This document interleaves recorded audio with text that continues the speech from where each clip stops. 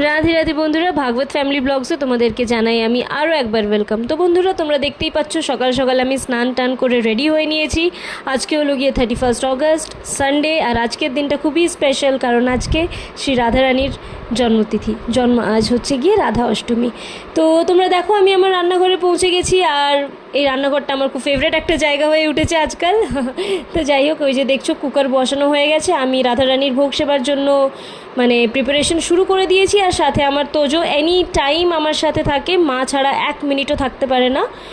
আর চলো দেখা যাক আজকে কি ভোগ রান্না করা যেতে পারে। তো এই যে আমি বসে পড়েছি ময়দা মাখতে, কারণ আমি আজকে ভেবেছি রাধারানীর জন্য লুচি, ছোলার ডাল, আরও কিছু পদ রান্না করব।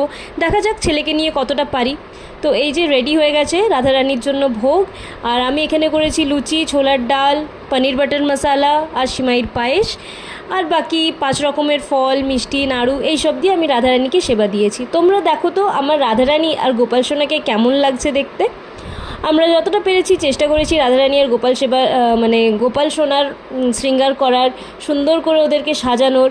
আর তোমরা দেখতেই পাচ্ছ এখানে আমার হাজব্যান্ড প্রদীপ দেখাচ্ছে, পুজো করছে। আর আমিও শঙ্খ বাজালাম জাস্ট একটু আগে, তোমরা দেখেছো আমার বাড়ির গোপালদেরকে কত সুন্দর করে সাজানো হয়েছে। আর ওই যে আমাদের গুরুদেব ছিলেন শ্রী প্রেমানন্দজি মহারাজ, তোমরা সবাই জানো ওনাকে। সত্যি প্রেমানন্দজি মহারাজ আমাদের কাছে ঈশ্বরতুল্য একজন মানুষ।